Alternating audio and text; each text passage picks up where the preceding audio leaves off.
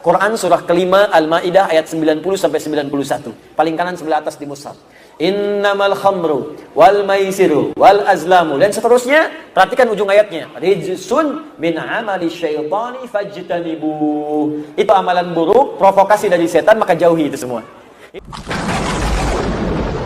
La yaskhar qaumin qaum, jangan saling cela. La yagtab ba'dukum ba'dha, jangan bergosip. Assalamualaikum Ustaz, Waalaikumsalam warahmatullahi wabarakatuh. Saya ingin menanyakan tentang bedanya haram makan daging babi dengan minuman keras, miras. Bedanya satu babi, kedua miras. Nah, udah selesai. Saya ingin ajarkan dulu prinsip dalam Islam. Prinsip Islam itu ketika diturunkan Al-Quran dan dijelaskan oleh Nabi, prinsipnya maslahat. Bagaimana membawa kehidupan bermaslahat dan kebaikan dalam hidup bermasyarakat. Karena prinsipnya maslahat, segala yang mengandung kebaikan, maka Islam kemudian menerapkan dua sistem hukum. Apa dua sistem ini, dua dimensi ini? Yang pertama bentuknya perintah, if'al, al-amru. Kedua bentuknya larangan, la taf'al. Cuman dua ini saja. Kerjakan, tinggalkan. If'al, la taf'al. Do it, leave it. Makanya temukan dalam Quran cuma dua. Kalau nggak diperintahkan, tinggalkan. Diperintahkan sholat, perintahkan zakat, perintahkan haji, perintahkan umrah, perintahkan puasa. Apa unsur perintah ini? Hikmahnya, goalnya, targetnya ada maslahat. Karena itu ketika kita diminta sholat, puncak target sholat itu perbuatan baik, maslahat. Quran surah 29 ayat 45. Innas sholata tanha anil fahsya wal munkar. Kalau orang sholatnya benar, kata Allah, akan terbebas dari dua sumber keburukan. Di buruk itu cuma dua. Kalau bukan fahsya, itu munkar. Fahsya, keburukan yang bersumber dari syahwat. Maaf, pornografi, porno aksi, LGBT, kata-kata kotor, jorok, itu fahsya. Makanya kalau orang benar-benar sholatnya bagus, fahsyanya hilang. Gak ada orang senang pornografi, porno aksi, gak mungkin, mustahil. Maka dia akan tinggalkan, karena akan berubah jadi baik.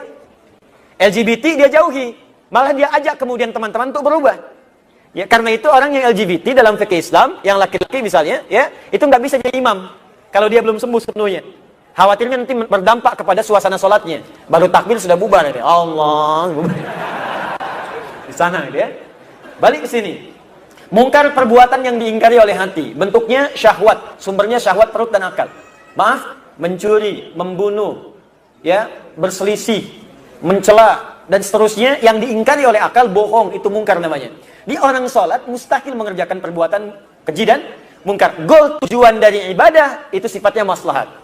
Umrah juga begitu, haji begitu, puasa begitu. Kata Nabi, kalau orang benar puasanya, maka puasa akan menahan dia dari perbuatan-perbuatan yang buruk. Makanya kalau orang sedang puasa, dia akan mencegah dirinya dari perbuatan buruk. Maaf ya, orang rajin marah semarah-marahnya, kalau sedang puasa libur marahnya. Gak percaya silahkan. Ada orang pemarah, kan? Maghrib jam 6 kurang seperempat dia diprovokasi oleh orang.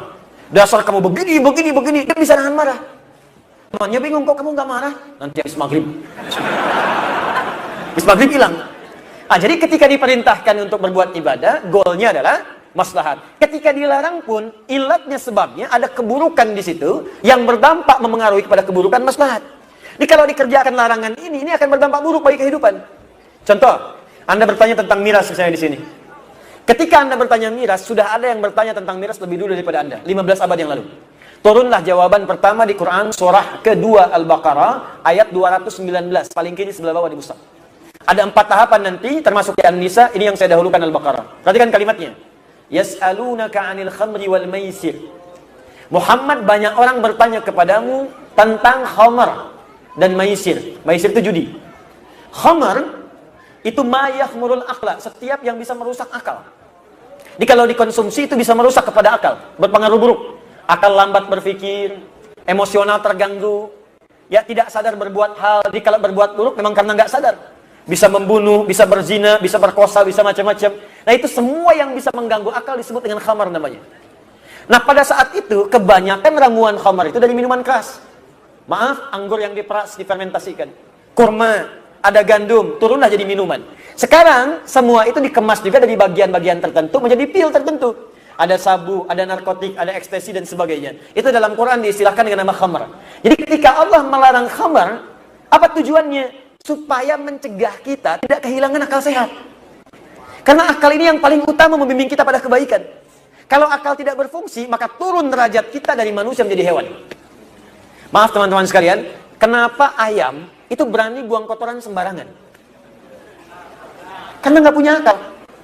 Di sini ada kuda nggak? Ada kuda. Kenapa kuda bisa jalan-jalan di busan, tak malu nggak berpakaian? Karena nggak ada akal. Kenapa monyet betina misalnya, senang aja tampil tanpa busana? Karena nggak ada akal. Kenapa kambing, bahkan saat Idul Adha, sedang azan berkumandang, Allahu Akbar, senang aja berhubungan? Karena nggak ada akal. Kalau akal sudah hilang, maka perbuatan buruk tidak ada kontrol untuk mengerjakannya. Karena itu setiap yang mengganggu akal oleh Al-Quran kemudian diminta untuk ditinggalkan dalam kehidupan. Itulah sebabnya dalam Islam kenapa Anda dilarang minum minuman keras. Itu salah satunya. Sebab kalau sudah minum, kontrol hilang. Tiba-tiba suara meracau, kata-kata jadi kotor, tindakan gak terkontrol, anarkis itu muncul. Ada yang kemudian bahkan nekat melakukan perbuatan buruk, yang mencuri, yang berzina, yang membunuh dan sebagainya. Karena sebab yang buruk ini kemudian miras diharamkan. Yang pertama kali minta kepada Nabi supaya Allah menurunkan larangan mirasan tika, ingat, bukan Bang Haji Omar. Yang pertama minta namanya sahabat Umar bin Khattab. Umar ini jenius orangnya, sebelum masuk Islam beliau itu biasa mabuk sehari 5 kali. Umar. Tapi Umar sendiri setelah masuk Islam yang minta pada Nabi, ya Rasulullah, kenapa Allah tidak turunkan ayat yang melarang mirasan tika, melarang khamr? Maka ketika turun ada tahapan, di antara tahapannya kata Allah, banyak orang bertanya padamu tentang hukum khamar. Qul fihima itsmun kabir wa manafi'u linnas. Katakan Muhammad, memang di balik khamar itu ada yang merasakan manfaat cuma sedikit. Mungkin merasakan manfaat cuma sedikit, ada yang bisa untuk menghangatkan cuma sedikit, tapi dampak buruknya lebih banyak. Jadi kalau Anda bisa mengemas teknologi untuk menghangatkan badan, tidak harus menggunakan itu. Kenapa harus gunakan itu? Ada yang merasakan tenang dengan minum, hanya sedikit. Dia tidak sadar dalam tenangnya bisa mengungkap rahasia yang tidak harus diungkap. Dia tidak sadar dalam perasaan tenangnya bisa meracau kata-kata yang kasar. Dan dia tidak sadar dalam tenangnya bisa berbuat kriminalitas yang lebih besar. Karena itu, wa itsmuhuma akbaru min naf'ihima. Potensi buruknya, dosanya lebih banyak dibandingkan dengan baiknya. Karena itulah turunlah kemudian sebagai pamungkas Quran surah kelima Al-Maidah ayat 90 sampai 91. Paling kanan sebelah atas di mushaf. Innamal khamru wal maisiru wal azlamu dan seterusnya. Perhatikan ujung ayatnya. Rijsun min amali syaitani fajtanibu.